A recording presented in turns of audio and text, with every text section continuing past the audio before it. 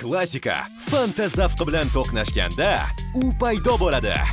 Mazzali sermeva yangi Fanta Dushess. Fanta uslubidagi Dushessni tatib ko'ring. Xohlaysanmi? Yaxshi niyatli kampir uyga oziq-ovqat olib kelayotganda devorda yo'riq paydo bo'ladi va tomdan bir plita tushib yerda parcha-parcha bo'ladi. Ertasi kuni mahalliy usta keladi va hayron qoladi. U bir hafta oldin boshqa bir uyda ham shunday muammoni tuzatgan edi. U yo'riqni yamaydi va tomni ta'mirlaydi. Lekin yaqin orada yana shunday holatga duch kelishini sezadi. Ba'zan qariyalar ataylab narsalarni buzib, odamlarni uyga chaqirishadi deb o'ylaydi. Pulni olganidan keyin ustaning bu ishi davom etadi. O'sha kechasi kampir uxlayotganida shiftdan bir narsa yuziga tushadi. Yana bir yo'riq paydo bo'lgan va gips parchalanmoqda. Ertalab ustani chaqirib, holat yanada yomonlashayotganini aytishga qaror qiladi. Yuzini tozalash uchun o'rnidan turadi, lekin birdan to'xtaydi. Pastdan bir ovoz eshitilganday bo'ladi. "Hey, xonada kimdir bormi?" Kampir qo'rqib, "Kim bo'lsang ham ket, erim hozir keladi" deb baqiradi. Ovoz yana to'xtab qoladi. Kampir kim ham qariyani o'mradi deb o'zini ovutadi. Plasterni yuvish uchun chiqmoqchi bo'ladi. Xavotir bilan tinglaydi. Keyin eshikni ochadi va qichqirib yuboradi. Ertasi kuni bir bola uyning oldida hayratdan turib qoladi. "Zilzila bo'ldimi, nima balo? Uy nega bunday ahvolda?" U eshik qo'ng'irog'ini bosadi. Javob yo'q. Eshikni taqillatadi va eshik ochiq ekanligini bilib hayron qoladi. U "Buvi" deb qichqiradi. Jimlik. Bola ichkariga kiradi va atrofga qaraydi. Devordan va shiftdan gipslar to'kilib tushgan. Javonlar ag'dirilgan. Hamma joyda sindirilgan chiroqlarning shishalari sochilgan. U zinaga qarab, buvisining yotoqxonasining eshigi ochiq va ichkaridan yorug'lik chiqayotganini ko'radi. "Buvi, siz u yerdamisiz?" deydi bola, lekin javob yo'q. U qo'rqa-qo'rqa zinadan ko'tarilib eshikdan kiradi. Ichkariga qadam qo'yadi va eshikni ochadi. Buvisi polda yotibdi, lekin u odatdagiday emas. Uning tanasi g'alati tarzda cho'zilib, burilib ketgan. Suyaklari bo'lish kerak bo'lgan joylardan bukilgan edi. Bola qo'rquvdan qotib qoladi. Faqat qarab turishga ojizlik qiladi. Lekin dahshat hali tugamagan edi. Chunki buvisi hali tirik edi. Afsuski, bu kabi voqealar bu kichik shaharchada tez-tez uchraydi. Sababi SCP-783, ya'ni egri odam shu yerda. SCP-783 bu Angliyaning Oxfordshire viloyatidagi Tembe qishlog'ida odamlarni vahmiga solayotgan o'ta xavfli anomal mavjudotdir. Har 12 yilda kuz va qish oylarida taxminan 70 kun davomida SCP-783 agressiv faoliyat olib boradi. Quyosh botgandan keyin yopiq joyda yolg'iz qolgan odamlarga hujum qiladi. SCP-783 nishonga olgan binolar tezda yemirilib, devorlarga yo'riqlar paydo bo'ladi va bino egri shakliga kiradi. SCP boshqarmasi bu mavjudotning faoliyat hududi va davrlarini bilsa-da, hozirgacha hech qanday hujumlarning oldini ola olmadi. Bundan tashqari SCP-783 atrofida suratga olish yoki tasvirga olish ham imkonsiz. U barcha yozuv uskunalariga ta'sir ko'rsatadi. SCP-783 ni suratga olish uchun o'rnatilgan kameralar faqat buzilgan yoki noaniq tasvirlar beradi. Shu sabab uning ko'rinishi sirligicha qolmoqda. SCP-783 hujum qilgan qurbonlar juda yomon taqdirga duch kelishadi. Suyaklari o'nlab joylardan sinadi, cho'ziladi va g'ayritabiiy shakllarga buriladi. So'ng ularning tanasi tezda shikastlarni to'ldirib, yangi teri va tog'ay bilan qoplanadi. Natijada qurbonlar deformatsiyalangan va tanib bo'lmas holga keladi. Ba'zi hollarda odamlarning birgina qo'li 2,5 metrgacha cho'zilgan yoki butun bo'yi 12,5 metrgacha yetgan.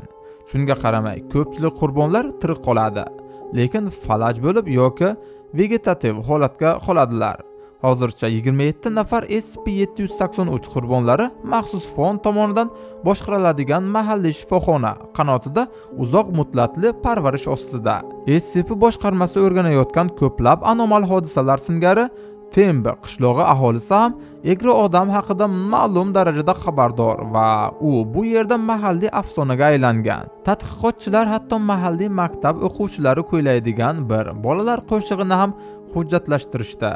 Bu qo'shiq egri odam haqidagi afsonaga bog'liq bo'lishi va uning kelib chiqishini tushuntirishi mumkin. Egri bir odam yashagan, egri bitim qilgan, egri tayoq ushlab, egri to'rda baliq tutgan, egri bolani o'g'irlab, egri qichqirig'ini eshitgan va bu egri odam g'ildirakda sinib ketgan. SCP-783 ning navbatdagi faol davri boshlanishidan bir oy avval D-209 nomli D sinfi xodimi Tembe qishlog'idagi boshqarmaga tegishli uylardan biriga joylashtiriladi. Uyning har joyida audio va video uskunalar o'rnatildi. Umid qilinishicha, agar biror voqea yuz bersa, muhim ma'lumotlar olinadi. D-209 uyda yashay boshlaganidan 43 kun o'tib nihoyat bir hodisa sodir bo'ladi. Bir kechasi kitob o'qiyotganda D-209 pastki qavatdan shovqin eshitadi. Uydagi kameralar buziladi va faqat notekis harakatlanayotgan kadr ko'rinadi. D-209 xonadan chiqishga harakat qilganida SCP-783 bilan to'qnash keladi. 5 soat davomida D-209 ning suyaklari ko'p marta sinib qayta noto'g'ri tarzda bitadi va uni deformatsiyaga uchragan tanaga aylantiradi. G'alati tomoni shundaki, aynan shu vaqtda shifoxonada saqlanayotgan 27 nafar oldingi qurbon ham kuchli talvasa holatiga tushadi. Garchi ularning aksariyati miyaviy o'lik yoki butunlay falaj bo'lsa ham. Hujum bilan bir vaqtda shahar chekkasida seysmik hodisa ham sodir bo'ladi. Bu hodisadan keyin aniqlangan tafsilotlar nafaqat ochiq-oydin, balki dahshatli ham edi. Boshqarma xodimlari hodisa joyiga yuboriladi va ularning vazifasi bu voqea SCP-783 bilan bog'liqmi yoki yo'qmi aniqlash edi. U yerda ular g'azablangan shahar aholisiga duch kelishadi. Odamlar shaharlarida to'xtovsiz davom etayotgan paranormal hodisalardan va ularni to'xtatishga qaratilgan urinishlarning samarasizligidan charchagan edi. Tarang vaziyatda SCP agenti Colin havoga o'q uzadi va odamlarni tarqatadi. Xavfsizlik ta'minlangach, agentlar tekshiruvni boshlashadi. Yer yuzasidan bir necha narsalar chiqib turganini darhol ko'zga tashlanadi. Ular cho'zilgan inson barmoqlari edi. Qazishma ishlari olib boriladi. Keyingi kunda ulkan ommaviy qabr topiladi. Bu qabrda SCP-783 qurbonlariga o'xshash deformatsiyalangan va cho'zilgan jasadlar yotardi. Ularning jasadlari yaxshi saqlangan edi. Boshi pastga qaratilgan holda, qo'llari esa chuqurroq botgan edi. Bir tadqiqotchi namuna olishga urinayotganda pastga tushib ketadi va u murakkab jasadlar orasiga qulab tushadi. Agent Colin darhol arqon topadi. Uni beliga bog'laydi va belgilangan signal bilan uni yuqoriga tortib olish uchun tayyor turgan guruh oldiga chuqurga tushadi. Agent Colin jasadlar ostidagi chuqurga tushadi va bir necha daqiqadan so'ng yo'qolgan tadqiqotchisiz qaytib chiqadi. So'roq paytida u SCP-783 qurbonlari jasadlari ostida noma'lum anomaliyaga ega hudud borligini tasvirlab beradi. Ko'rganlaridan larzaga tushganligi sabab unga vaqtincha ta'til berishadi. Boshqarma bu hudud haqida ko'proq ma'lumot olish kerak edi va tezda bir D-klass mahkumi D-2172 tanlanadi. Unga audio va video qurilmalar, ilmiy o'lchov asboblari hamda qurol beriladi va kran yordamida chuqurga tushiriladi. Yer bilan sim orqali bog'langan D-2172 olgan ma'lumotlarni uzatib turadi va bu sim uning hayot chizig'i ham edi. Jasadlar massasidan pastga tushayotganda D-2172 bosh aylanishini sezadi va aniq bo'ladiki, bu joyda tortishish kuchi teskari ishlaydi. Pastga tushish uchun ular yuqoriga harakatlanishlari kerak edi. Ular cho'zilgan qo'llar orasidan o'tib, ochiq havodagi bir dunyoga chiqishadi. U joy Tembe shahriga juda o'xshardi. Binolar bir xil, manzara ham, ammo dunyo bo'sh edi. Odamlar va yo'qolgan tadqiqotchilardan asar ham yo'q edi. D-2172 binolarni tekshirib chiqadi va ularning barchasi bo'm-bo'sh ekanligini aniqlaydi. Bir uyda esa kurash izlarini va yo'qolgan tadqiqotchining halokatiga doir belgilarni topadi. Hududni o'rganishda davom etar ekan, anomaliyali xususiyatlar chegaralarga ham ta'sir qilganini aniqlaydi. Shimolga qarab uzoq yurganidan so'ng yana shaharning janubiy tomoniga chiqib qoladi. D-2172 ga kirish nuqtasiga qaytish buyuriladi, lekin yo'lda oldini cho'zilgan SCP-783 qurboni jasadi to'sib qo'yadi. D-2172 o'z qurollaridan o't ochadi, ammo jasad hech qanday reaksiya bildirmaydi va u yaqin atrofdagi o'rmon ichiga qochishga majbur bo'ladi. U yerda dam olayotganda uzoqda katta oq qayin daraxtiga o'xshash narsa yaqinlashayotganini ko'radi. Yaqinroq kelganda bu daraxt emasligini anglab yetadi. Shoxlarga o'xshagan narsalar cho'zilgan suyak barmoqlari edi va ularning kelib chiqishi yo'qolgan tadqiqotchidan edi. D-2172 qochishga harakat qiladi, qurollardan o't ochadi, lekin jonzotni to'xtata olmaydi. Vizual uzatma tez orada uziladi, lekin D-2172 qichqiriqlari audio orqali eshitilib turardi.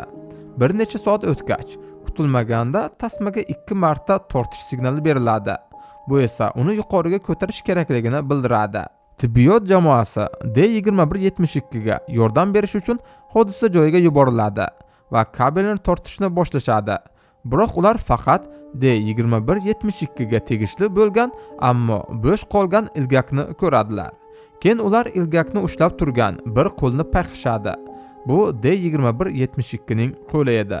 Qo'l 3 metrga cho'zilib chiqadi, lekin nihoyat kuchi yetmay D-2172 jasadlar uyumiga qaytib g'oyib bo'ladi. Shu voqeadan so'ng faqat maxsus operatsiyalar guruhlari va mobil operatsiya kuchlari xavfli joyni o'rganishda qatnashadigan bo'ladi.